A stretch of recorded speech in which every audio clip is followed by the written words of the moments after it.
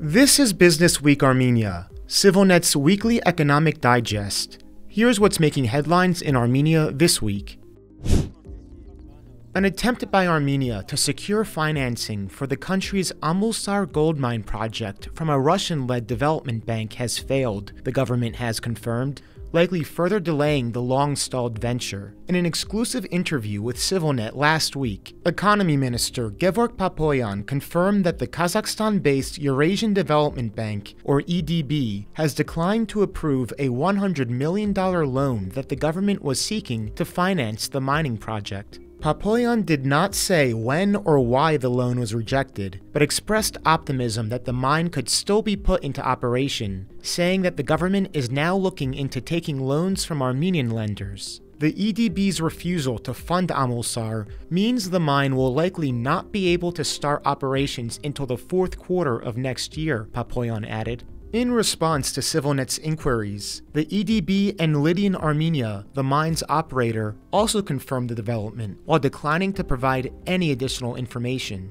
Amulsar, Armenia's second biggest gold deposit by volume, has been embroiled for years in political and environmental controversy. Lydian first broke ground at Amulsar in 2016, but has still not started mining at the site. After years of inaction, the Armenian government inked a $250 million memorandum of understanding with the EDB and Lydian early last year in an effort to move the project forward. As part of that deal, the EDB pledged to loan $100 million to Lydian, while Lydian agreed to hand over a 12.5% stake in the project to the Armenian government. For its part, Lydian, which is ultimately owned by private equity firms in Canada and the United States, has delayed handing over shares to the Armenian government at least 5 times. As of now, the government still does not have a stake in the lucrative project. Vahan Keropyan, who served as Armenia's economy minister when the deal to revive Amulsar was struck, said earlier this year the government stands to make up to $100 million